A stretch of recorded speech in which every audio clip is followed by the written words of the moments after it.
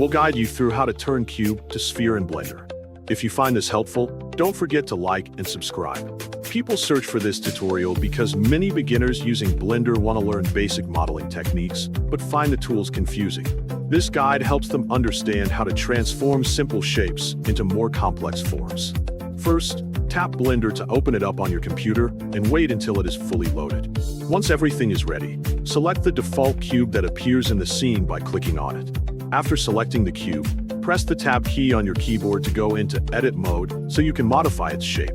Next, press the number 3 on your keyboard to switch to Face Select mode, which allows you to work with the faces of the object. Then, right-click on the cube to open the context menu with different options. From the menu that appears, look for the Subdivide option and press it to divide the cube into smaller sections. After applying Subdivide, look for the Subdivide menu on the left corner of the screen where additional settings are available. Extend this menu so you can adjust the options more clearly.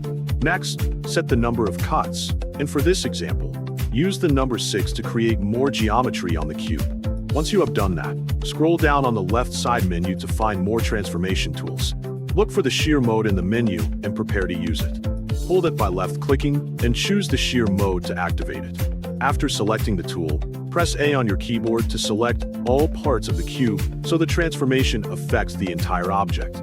Then, hold the left click and move your mouse to the right slowly. As you move the mouse, you will see the cube begin to transform its shape.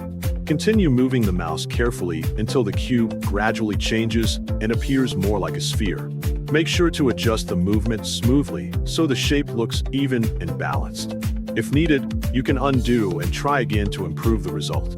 Practicing this process will help you understand how basic transformations work in Blender. Over time, you will become more comfortable using these tools to create different shapes and improve your modeling skills effectively with better control and precision in your workflow.